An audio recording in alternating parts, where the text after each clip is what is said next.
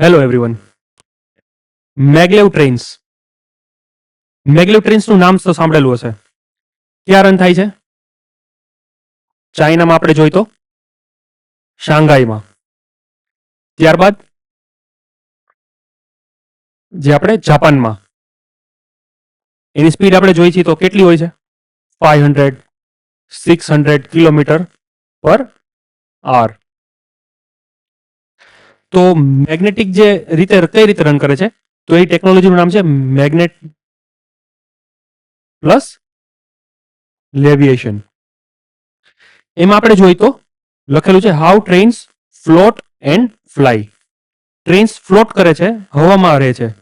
આપણે જોઈએ તો આટલી છે ને ટ્રેન ઊંચી રહે છે. એમાં એ ટ્રેક ઉપર અત્યારે આપણે ટ્રેડિશનલ આપણે શું જોઈએ કે ટ્રેક ઉપર ચાલતી હોય. આ શું કરે કે આ ઉપર ફ્લાય કરે છે એની અંદર. તો આપણે જોઈએ કે મેગ્નેટિક લેવિએશન જે છે એ ટેકનોલોજી કઈ રીતે કામ કરે છે, હાલમાં એ ટેકનોલોજી કઈ કઈ જગ્યાએ ઉપયોગ થાય છે અને કઈ કઈ રીતે એની અંદર સસ્પેન્શન હોય છે. Let's explore the topic. હવે ટ્રેડિશનલ આપણે જોઈએ રેલવેઝમાં તો એક આ ટ્રેનની પટરી છે. તો આ પટરીની ઉપર છે આખું આ વ્હીલ છે, આવી રીતે આમ ફરતું હોય છે. પ્રોબ્લેમ શું થાય છે એની અંદર કે રિલાયઝ ઓન વ્હીલ્સ. એની અંદર વ્હીલ્સ છે.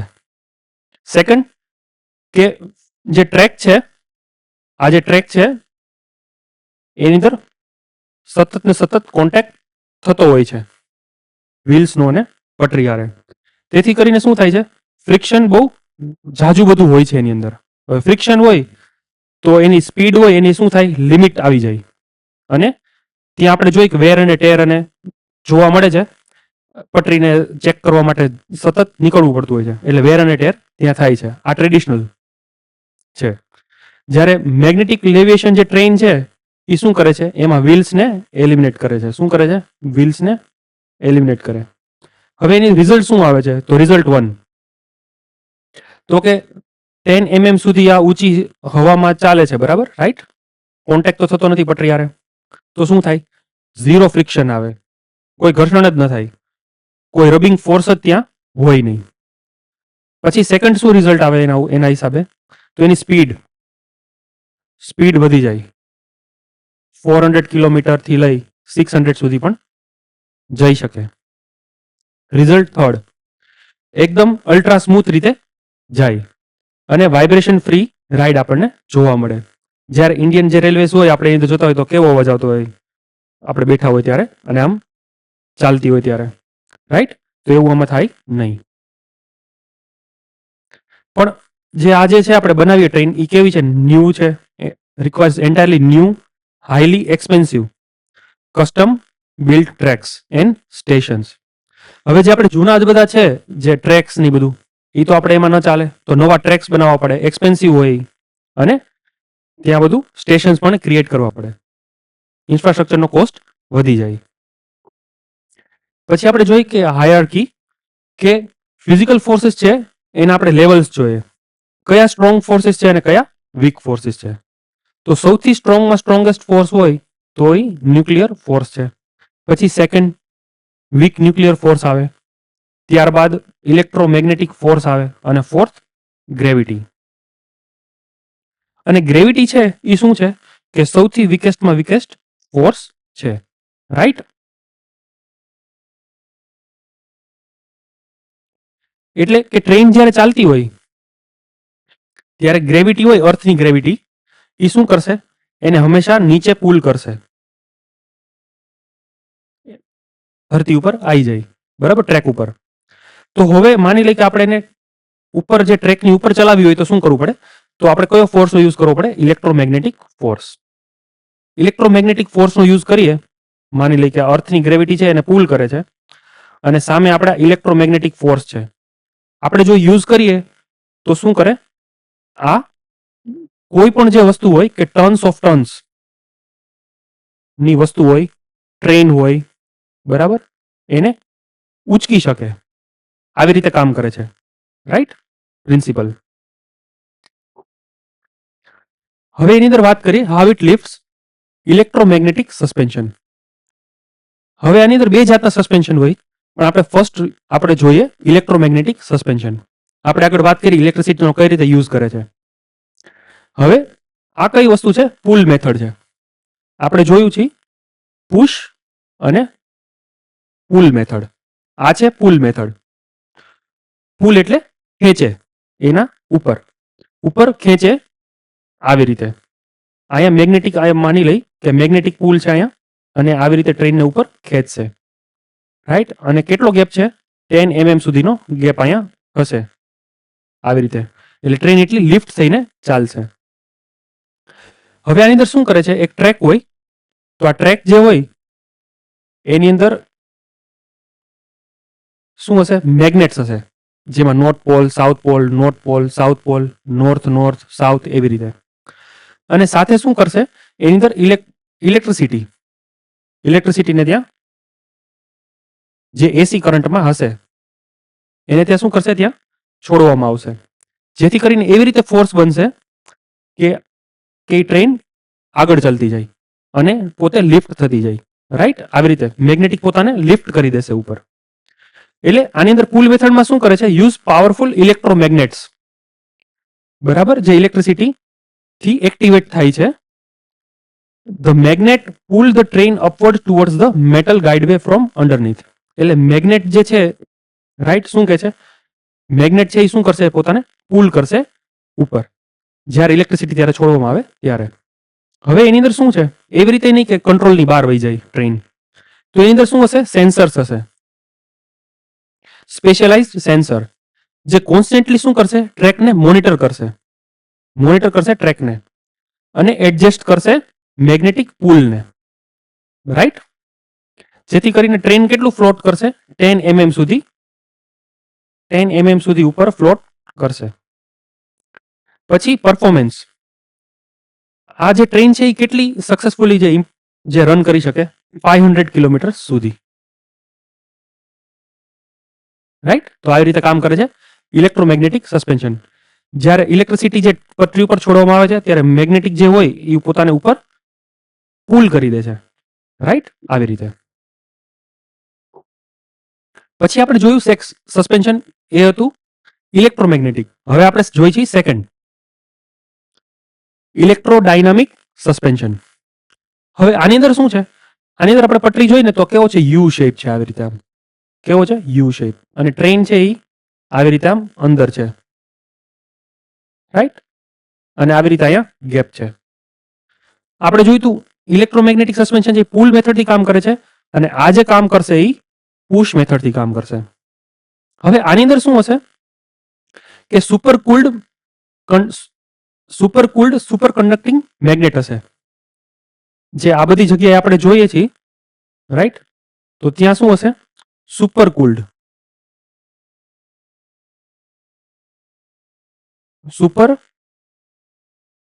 કન્ડક્ટિંગ મેગ્નેટ્સ હશે. હવે શું કરશે? એ ધક્કો મારશે આવી રીતે. આ જે ટ્રેન છે એને કઈ રીતે ધક્કો મારશે? ઉપર મારશે આવી રીતે.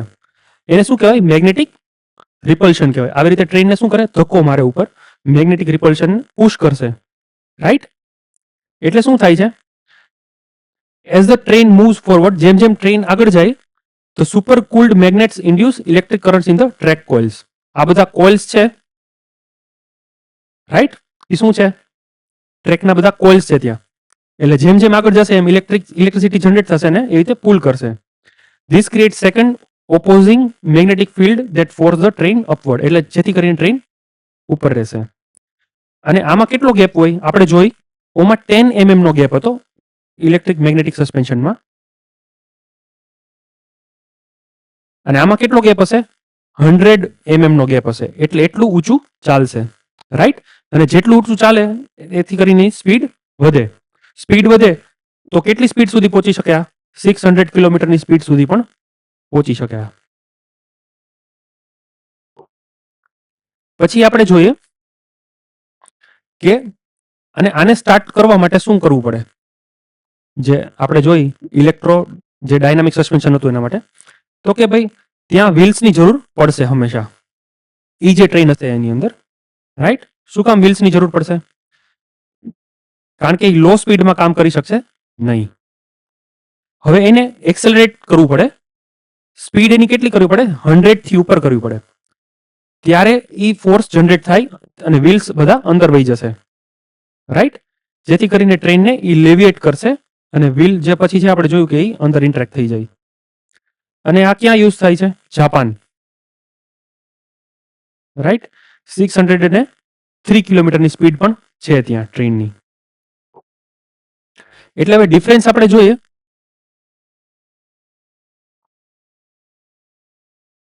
હવે ઇલેક્ટ્રોમેગ્નેટિક સસ્પેન્શન છે એની અંદર આપણને કેવા મેગ્નેટનો યુઝ કરવામાં આવે છે? તો સ્ટાન્ડર્ડ જે ઇલેક્ટ્રોમેગ્નેટ્સ હોય એ જ યુઝ કરવામાં આવે છે. અને જ્યારે ઇલેક્ટ્રોડાયનામિક્સમાં કેવા યુઝ કરવામાં આવે છે? તો કે સુપર કુલ્ડ કન્ડક્ટિંગ મેગ્નેટ્સ, અને ઇલેક્ટ્રિસિટી એવી રીતે પછી ચાલશે એટલે ઇલેક્ટ્રિસિટી જનરેટ થશે. એટલે આ મેગ્નેટનો યુઝ કરીથી તો આપણને શું કરે, શું થાય છે એની અંદર? તો એ ટ્રેનને ઉપર એટ્રેક્ટ કરશે, તો એ શું કહે, પુલિંગ અપ તરીકે. અને જ્યારે આ જે આપણે યુઝ કરીએ છીએ સુપર કુલ્ડ, ત્યારે શું થશે? ટ્રેનને પુશ કરશે, ઉપરથી આમ બહાર આવી તેમ કરશે, પુશ. રિપલ્શન કહેવાય એને, મેગ્નેટિક રિપલ્શન. એટલે માની લઈએ કે આની અંદર એટલી સ્પીડની જરૂર પડતી નથી, કારણ કે એ સ્પીડમાં 500 ની આજુબાજુ ચાલે છે. હવે આની અંદર છે એ બહુ સ્પીડમાં એને ચલાવવી પડે, એટલે એમાં વ્હીલ્સની જરૂર પડશે.